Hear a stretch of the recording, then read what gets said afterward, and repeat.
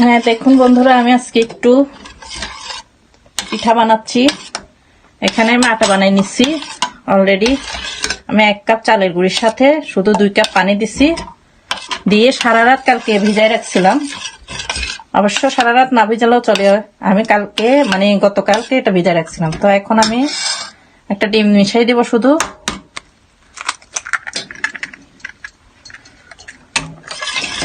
খুব ভালো করে নেড়ে নিই।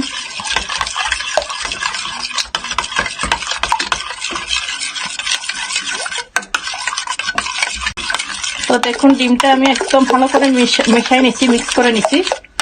এরকম হইতে হবে আটাটা।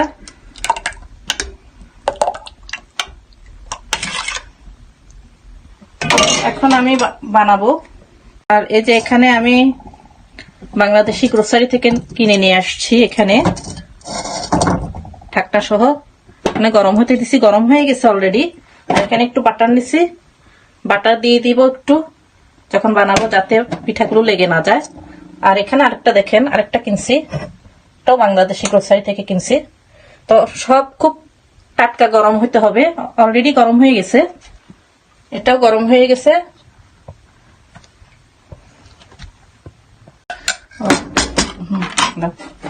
দেখাবো আমাদের।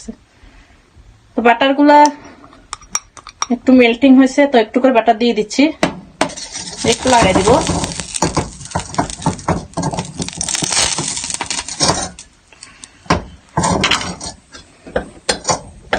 এখানে আমি দিয়ে দিই, ভালো করে নাড়তে হবে দেওয়ার আগে। প্রত্যেকটা পিঠা খুব ভালো করে নাড়তে হবে দেওয়ার আগে। বিসমিল্লাহ।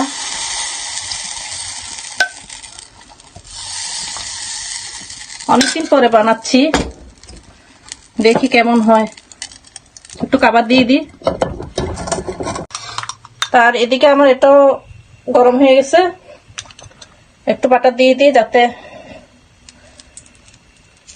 মানে পিঠাটা লেগে না যায়। একটু করে বাটা দিচ্ছি যাতে লেগে না যায়। নেড়ে নিই ভালো করে। আর একটু ভালো করে নেড়ে নিই, এবার দিয়ে দিই।